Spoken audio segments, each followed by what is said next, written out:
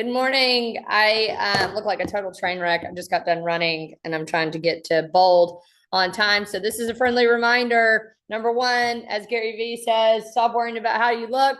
That is who you are and be who you are. So I'm embracing it today and my hair is a hot mess and it is what it is. But I will say I did get my run in. So this is another friendly reminder. If you're not taking care of health, I would encourage you to get back at it. It is the one thing that will help protect your mindset. So pay attention to what you feed your mind, your body, and your soul. So that's it for that. Hey, I wanted to hit on our new phrase, COTD, class of the day. Today for 10 to noon, it's on the calendar, and everybody should have access to our office calendar. We have chaos to command. So if you are not sure if you're using command to its highest functionality, log into that class. And Evan is a good buddy of mine, and he's the one that runs all the tech training. And y'all, he's getting leads from command. He is running a small team with command. So no excuses, get in there and start learning this stuff because this technology is free. So all that to say is COTD is chaos to command today. If you're not going to Bold, those that are in Bold, how many contacts are you required to make in a 7-day period? It's 100. So if you're not in Bold, you might as well go ahead and get a head start and kickstart for the spring and reach out and make 100 contacts. The easiest way to do that is for you to get on video, talk about what's happening in the marketplace, what you're seeing, highlight a local business, and let the leads come to you. All right, so all things today is shift. We're still talking about creative financing. Want to make sure everybody is aware of all of the creative financing options that we have discussed thus far.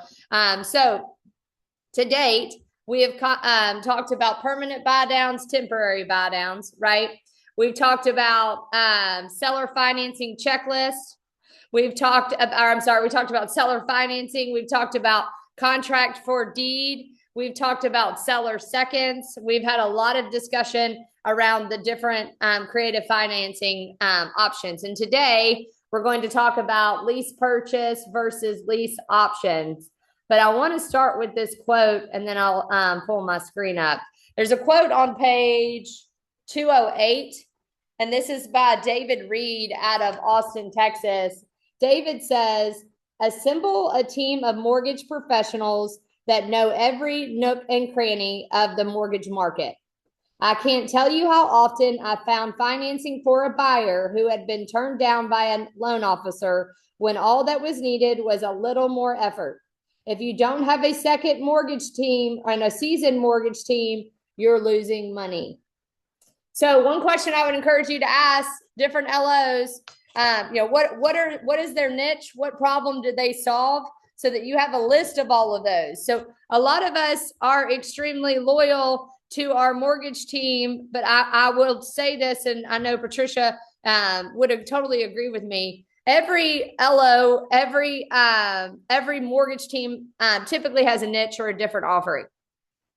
And just as a friendly reminder, they work with a multitude of agents. And in turn, you should work with a multitude of LOs, right? Because we want to make sure that we're providing all the options for the customer and that they are getting the option that best suits them and their financial situation. So this is a friendly reminder. Instead of just talking to loan officers about, hey, tell me about conventional FHA products, you might want to ask, what is your niche? What are you known for in the mortgage space? That way you can actually write all of that down and have additional options for your customers and the consumer. But today we're going to talk about, let me pull this up, lease options and lease to own. So right here, I just want to go over briefly the difference, and this is pretty easy. But I did pull something out of here that I think is interesting that I'm going to be really curious to know if somebody else has seen this. So it says lease option. It gives you the option to buy the property later, right? So they're not required to purchase it. So if somebody says, hey, I'm going to get an agreement with the owner or the seller for a lease option, what I'm saying is, hey, I want first option. So first right of refusal, right?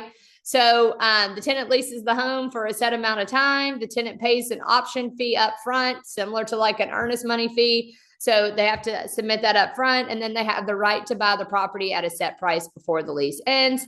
If they choose not to buy, they can walk away.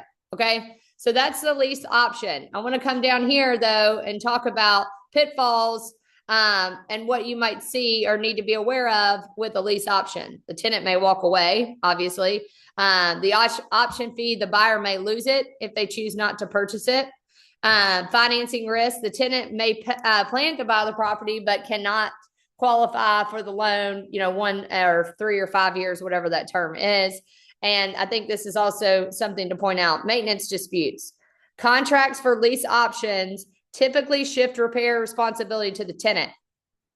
So make sure that if you're doing this or helping somebody and facilitating this, make sure that you button this section up so that everybody's on the same page on who is responsible for maintenance. All right. And then up here, we've got lease purchase. Lease purchase means the tenant is agreeing up front that they're going to buy the home. Tenant leases the home for a period. Purchase agreement is signed at the beginning of the deal. Price and terms are predetermined, and at the end of the lease, the tenant must buy the property.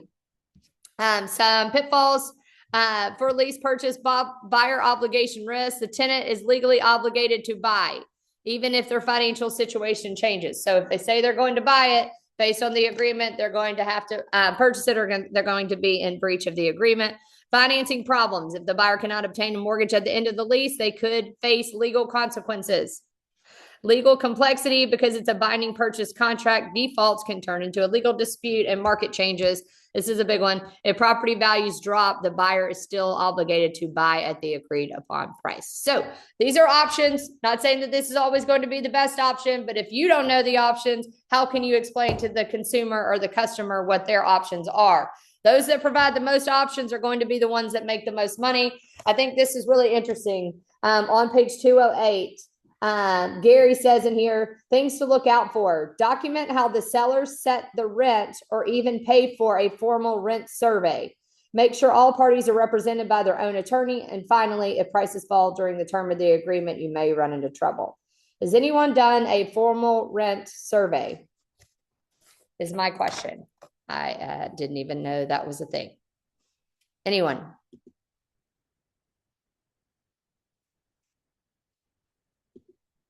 Okay, well, that is something to dive into, because again, I didn't even know that that was something that I guess I don't know who's offering that. So I'm going to dive a little bit deeper into it, but I think that's interesting. One thing I'm learning from this, y'all, I obviously don't know everything. And because I'm a human being and I am going down a growth journey, and I think this is fascinating for creative financing, because this is helping me see things that I didn't even know existed.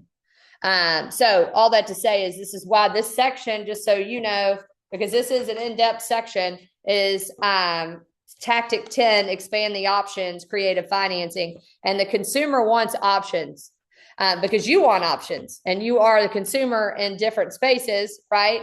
In different industries. And the consumer in the real estate space also wants option. I think somebody raised their hand. Maybe I missed it. All right. Any questions, any thoughts on that? Next week, just a few things to point out. I still want you to come to the calls. I have amazing leaders that are agreeing to run the calls for me next week. I am going on vacation, and I'm going to go refill my cup. So this is a friendly reminder to you all. I was actually talking to another LO this morning, 2 of them, and they're tired, and we're tired. And so please make time for yourself. Gary says to block 4 times throughout the year that you go on vacation. I know when I first started, I couldn't do that. But if you even did a 2-day staycation, this is a friendly reminder that if you don't take care of you, the world's not going to. So you need to make sure you block that in the calendar so that y'all can get a break and recharge. And I'm at the point where I've got to recharge. So thank you to all the leaders who are agreeing to help me out in that. I really appreciate that. But we're going to run with the same cadence next week. All right, y'all. I am off to Bold. Y'all let me know if I can do anything for you tomorrow. We're going to chunk down the vision speech slowly but surely. We're going to start going through those slides so that y'all can start taking that to the market. And what I mean is, what I would love to see is y'all posting that in your social feeds so that people call you and ask you to explain those in detail. So if we want 100 contacts, make it easier, work smarter, not harder. All right, y'all, make it a good one, make it count. Bye, everybody.